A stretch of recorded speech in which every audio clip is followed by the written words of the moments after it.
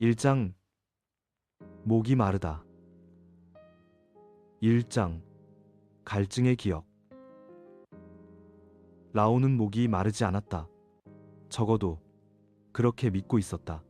그는 늘 그렇듯 풀잎 아래에서 이슬을 핥으며 하루를 시작했고 그 이슬은 그의 혀끝에 닿자마자 몸속으로 스며들었다. 하지만 그날 그 이슬은 아무 맛도 없었다. 왜 이슬이 이렇게 밍밍하지? 그는 혀를 다시 내밀었다. 풀잎을 바꿔가며 더 맑은 이슬을 찾아 더 깊은 숲속으로 들어갔다. 지만 아무리 마셔도 그의 목은 마르기만 했다. 그는 처음으로 갈증이라는 감각을 의심했다. 라오는 귀뚜라미였다. 그는 노래를 부르던 수컷이었고 밤이면 풀잎 위에서 자신의 울림을 세상에 퍼뜨리던 존재였다. 그의 울음은 짝을 부르기 위한 것이었고 그의 몸은 그 울음을 위해 존재했다. 하지만 그날 밤 그는 울지 않았다. 그는 목이 마른 채 풀잎 아래에서 조용히 떨고 있었다. 그의 몸속 어딘가에서 무언가가 꿈틀거리고 있었다. 그것은 그의 것이 아니었다. 그것은 그를 바라보는 존재였다. 그는 그 존재를 느꼈다. 그 존재는 말하지 않았지만 그 존재는 갈증을 속삭였다. 물이 필요해. 그는 고개를 흔들었다. 귀뚜라미는 물을 마시지 않는다. 우리는 이슬을 할고 습기를 흡수하며 살아간다. 하지만 그날 그는 물을 원했다. 그는 풀잎을 떠났다. 그는 숲을 벗어났다. 그는 물가를 향해 걷기 시작했다. 그의 다리는 떨렸고 그의 촉각은 흐려졌으며 그의 기억은 조금씩 사라지고 있었다. 그는 자신이 누구였는지 잊기 시작했다. 그는 다만 목이 마른 존재였다. 그날 밤 그는 물가에 도착했다. 그는 물을 바라보았다. 그 물은 깊었고 그 물은 차가웠으며 그 물은 그를 부르고 있었다.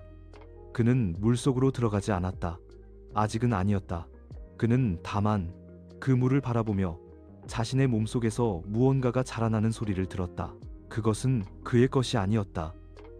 그것은 그를 조종하는 존재였다. 그는 속삭였다.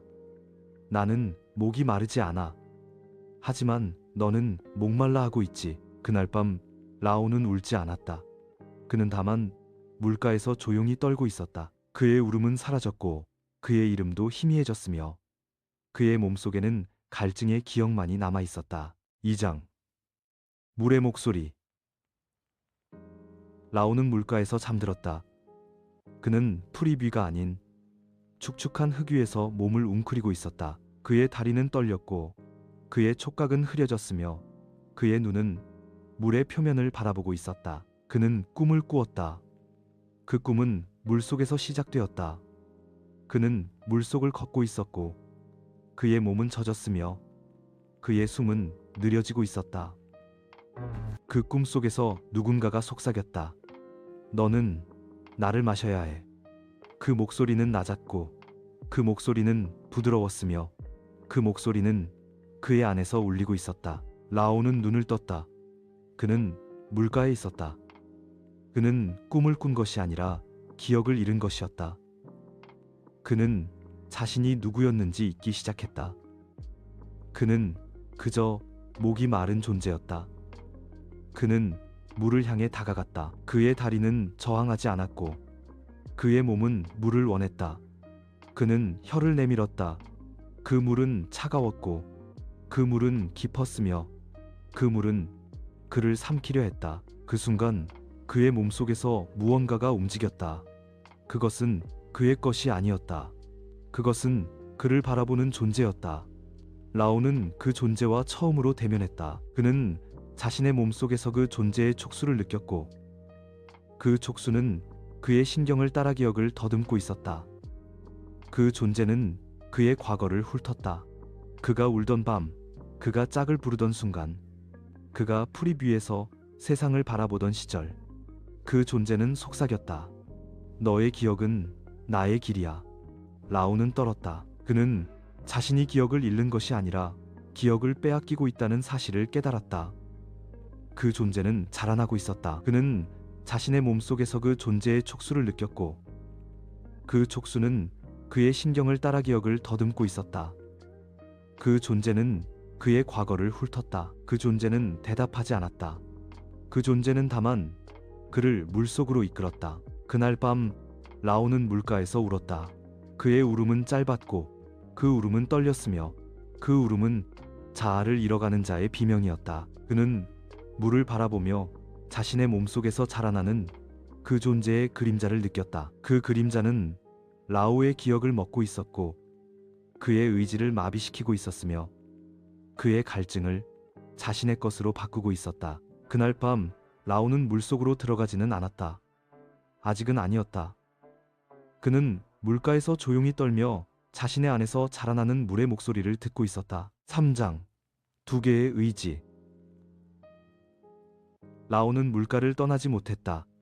그는 프리프로 돌아가려 했지만 다리는 움직이지 않았다. 그의 몸은 물을 향해 기울어 있었고 그의 촉각은 물의 떨림을 따라 흔들리고 있었다. 그는 스스로에게 요구했다. 나는 돌아가야 해.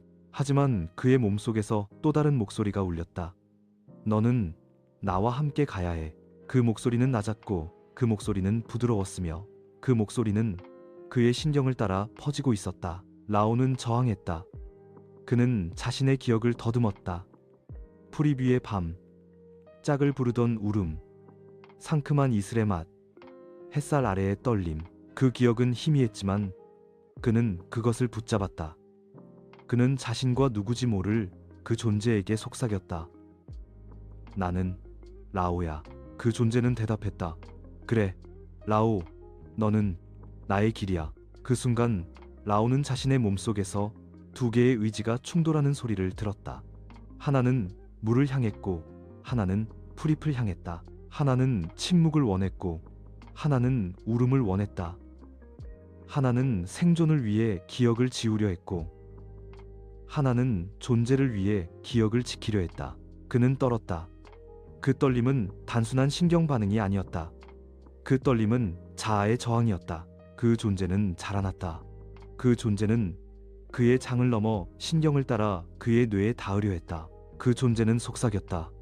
너의 울음은 나의 길을 막고 있어. 나는 너의 갈증을 해소하는 길을 너와 함께 가는 중이야.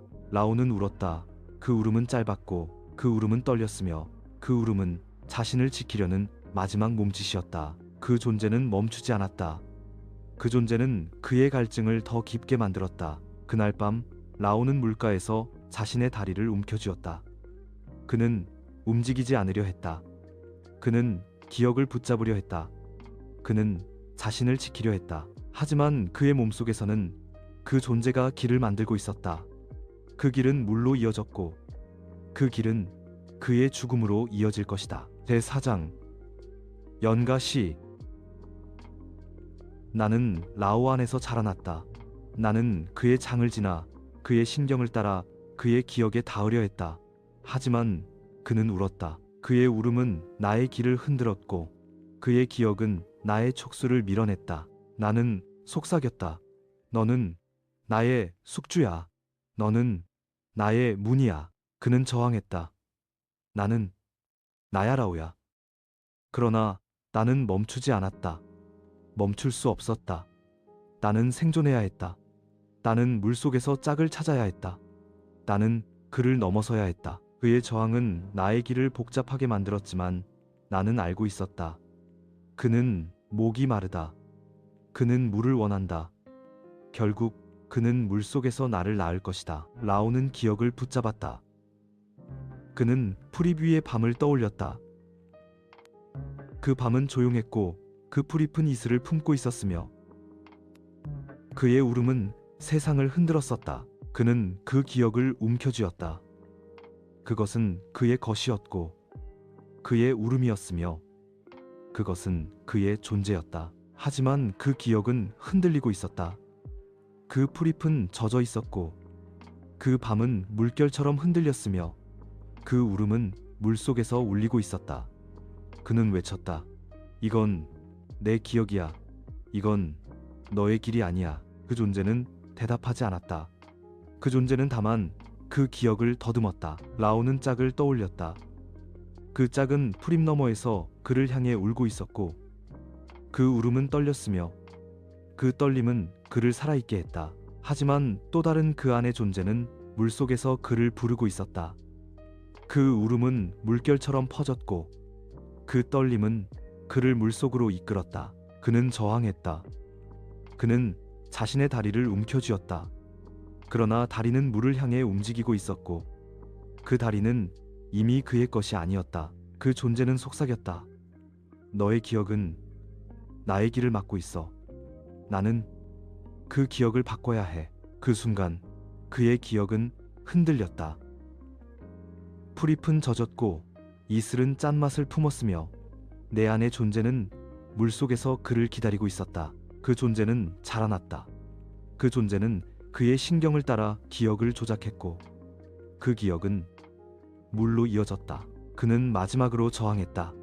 그는 자신의 울음을 되살리려 했고 그는 풀잎의 떨림을 붙잡으려 했으며 그는 자신을 지키려 했다. 하지만 그 기억은 물속으로 잠겨가고 있었다. 그날 밤 라오는 물가에서 자신의 기억과 싸웠다. 그 싸움은 조용했으나 그 싸움은 깊었으며 자아를 지키려는 마지막 전쟁이었다. 라오는 물가에서 떨고 있었다.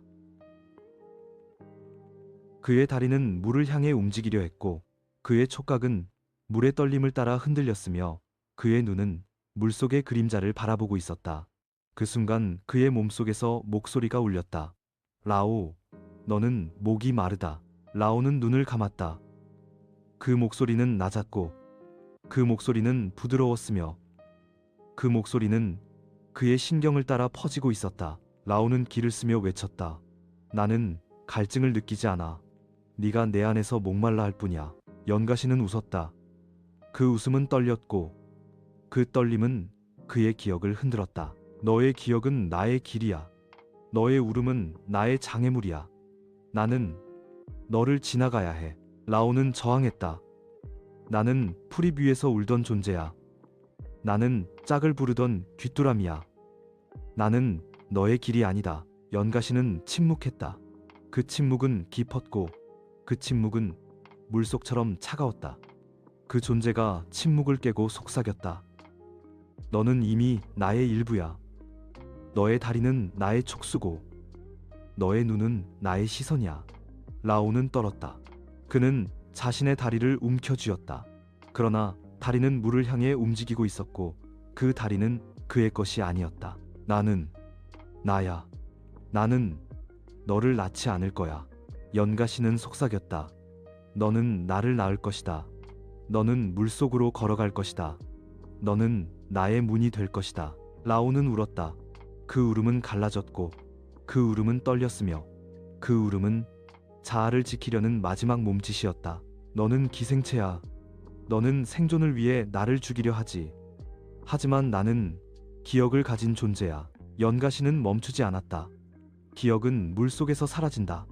너의 울음은 물결이 되고 너의 이름은 나의 탄생으로 바뀔 것이다. 그날 밤 라오와 연가시는 몸속에서 대화했고 신경에서 싸웠으며 기억에서 충돌했다. 그 싸움은 조용했으나 그 싸움은 깊었으며 그 싸움은 생존과 자아의 전쟁이었다.